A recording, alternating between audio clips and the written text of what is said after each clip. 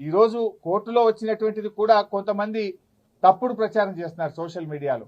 ఏదో శిక్ష పడ్డదనో అసలు కేసే ఓడిపోయిందనో ఏదో తప్పు జరిగిందనే విధంగా కొంతమంది సోషల్ మీడియాలో కొంతమంది కాంగ్రెస్ పార్టీ నాయకులు పిచ్చి కూతలు కూస్తా ఉన్నారు. ఇక్కడ చెప్పదలుచుకుంది ఏంటంటే అసలు విచారణే ప్రారంభం కాలేదు. ఇది తప్పుడు కేసు, దీన్ని క్వాష్ చేయాలని మేము వెళ్ళాం. ఇక న్యాయస్థానం విచారణ జరగాలి అని అన్నదే తప్ప ఇక్కడ తప్పు జరిగిందనో అవినీతి జరిగిందనో శిక్ష వేసిందో అనే ప్రశ్నే లేదు ఇక్కడ. కానీ కొంతమంది ఏంటంటే ఏదో తప్పుడుగా సోషల్ మీడియాలో ప్రచారం చేస్తూ ఒక గోబల్స్ ను ఒక తప్పుడు వార్తల్ని ప్రచారం చేసే ప్రయత్నం చేస్తున్నారు. అటువంటి వాళ్ళు అది మానుకుంటే మంచిదని కూడా మేము వారికి హితవు పలుకుతా ఉన్నాం. సో ఈ రోజు తప్పకుండా మేము సంపూర్ణమైన విశ్వాసంతో ఉన్నాం. ఇది ఒక తుఫైల్ కేసు. మా ఆర్ఎస్ ప్రవీణ్ చెప్పినట్టు ఇది 100% తుఫైల్ కేసు. ఫైనల్ గా ఇందులో ఎలాంటిది కూడా బయటకు వచ్చేది లేదు. అసలు ఒక రూపాయి రాష్ట్ర ప్రభుత్వ ఖజానా నుంచే పోయింది లేదు. రాష్ట్రానికి ఆదాయం వచ్చింది తప్ప రాష్ట్రానికి జరిగిన నష్టమే లేదు. రాష్ట్ర ప్రయోజనాల కోసం చేసిన తప్ప కేటీఆర్ గారు స్వంతగా తన కోసం చేసినటువంటిది కాదు.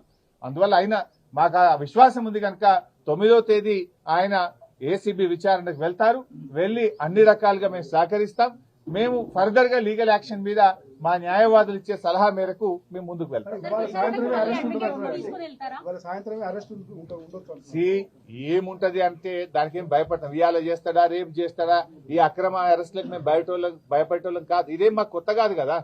సమైక్య రాష్ట్రంలో తెలంగాణ ఉద్యమంలో ఆంధ్ర పాలకుల మీద చిచ్చర పిడుగులాగా పోరాడినటువంటి చరిత్ర బీఆర్ఎస్ పార్టీకి ఉన్నది. గతంలోనే మేము అరెస్ట్ అయినాం. తెలంగాణ కోసం పోరాటంలో కేటీఆర్ గారు అరెస్ట్ అయ్యి వరంగల్ జైల్లో పడ్డారు. మా నాయకులందరూ కూడా అరెస్ట్ అయ్యి జైళ్లలో పడ్డారు. ఏం జరిగింది? తెలంగాణ రాష్ట్రం వచ్చింది. ఈ రాష్ట్రానికి మేలు జరిగింది.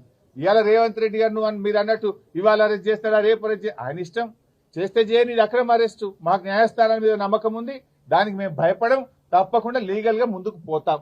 9వ తేదీ వాళ్ళు నోటీస్ ఇచ్చారు. డెఫినెట్ గా 9th నాడు కేటీఆర్ గారు మేము హాజరవుతాం. మొన్న కూడా హాజరయ్యారు కదా.